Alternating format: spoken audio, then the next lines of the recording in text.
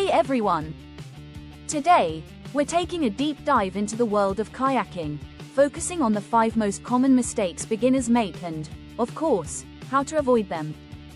Whether you're just starting or looking to improve your time on the water, stick around because we'll be covering the essentials to make your kayaking experience as smooth, safe, and enjoyable as possible. And hey, if you're new here, don't forget to subscribe so you don't miss out on all the kayak tips, tricks, and guides we have coming your way. Mistake number 1. Not having the right gear. Alright, let's jump into it. Our first mistake, drumroll please, is not having the right gear. You'd be surprised how many beginners dive into kayaking without the proper equipment, which can really affect your time on the water. Today, I'll be walking you through what you need to get started right. When it comes to choosing a kayak, the options can be overwhelming: recreational, touring, whitewater, sit on top, sit inside, the list goes on.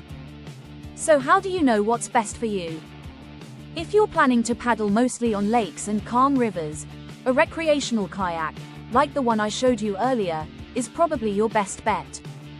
Recreational kayaks are designed with stability in mind, so they're perfect for beginners. A big feature of recreational kayaks is the keel, which runs along the bottom. It helps keep the boat going straight, even if you're a bit wobbly with your paddle strokes. But remember, if you're heading out to rougher water, you'll want to look into more specialized kayaks with greater agility and different hull designs. Your paddle choice matters too. A longer paddle is generally more suited for wider recreational kayaks, while a shorter paddle is best for narrower touring kayaks. Look for paddles with lighter materials if you plan on paddling for long periods, as they'll save your arms from unnecessary fatigue. For the tech enthusiasts out there, some advanced paddles even have adjustable lengths and angles for different water conditions. Another common issue: life jackets. A lot of beginners bring neoprene life jackets meant for boating or wakeboarding. The problem is, those jackets are designed to keep you warm, which can make them unbearably hot when you're paddling on a summer day. Plus, they tend to chafe under the arms, which is never fun. Do yourself a favor and grab a paddling-specific PFD. They're cut differently to provide more freedom of movement and are less bulky, so they won't ride up when you sit down.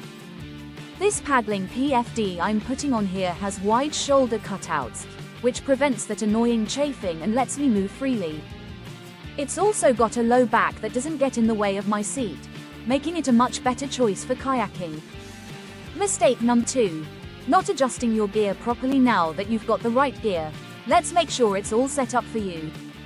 Your paddle, life jacket, and seat position should be tailored to you, not just slapped on and left as is. Adjusting your gear is more than just a one-time thing. It can vary depending on the day and conditions. For example, feathering your paddle, or angling the blades, can reduce wind resistance and improve efficiency. On windy days, I set my paddle to a slight feather to help cut through the breeze more smoothly. For beginners, you might want to start with a neutral angle, but don't be afraid to experiment with feathering to see what feels best. Foot peg placement is another one of those adjustments that can make or break your paddling experience. Adjusting the foot pegs so your knees are slightly bent and your feet are pressing firmly against the pedals gives you more control over the kayak. When you press your feet against the pedals, you create a stable base that makes it easier to paddle and maneuver. And for those of you planning a long day out, consider adding a seat cushion to enhance comfort and support. Mistake number 3. Poor launching techniques. We covered basic launch techniques, but let's talk about some more advanced ways to launch depending on the type of shore you're dealing with. On a rocky shoreline, it's often best to wear neoprene booties or water shoes for grip and protection. Slide your kayak into the water first, then get yourself into a stable position using the paddle for support. Keeping your center of gravity low is key, so avoid standing up if you can. For launching from a dock, use the paddle bridge technique. Place the paddle behind your back with one end on the dock and the other on the kayak for stability. This way, you're always connected to both the dock and the kayak, which minimizes the chance of the kayak drifting away. If you're launching from a steep or muddy bank, try stabilizing the kayak with rocks or sticks to keep it from sliding down. A small anchor or even a rope tied to a tree can help keep your kayak in place while you get situated. Mistake number 4. Incorrect paddling techniques. A common mistake is holding the paddle incorrectly or just not using good technique, which wears you out quickly. If you're new, hold the paddle at shoulder width, arms relaxed, and make sure the scoop of the blade faces you. For maximum reach, aim to plant the paddle blade near your feet and pull it back toward your hip.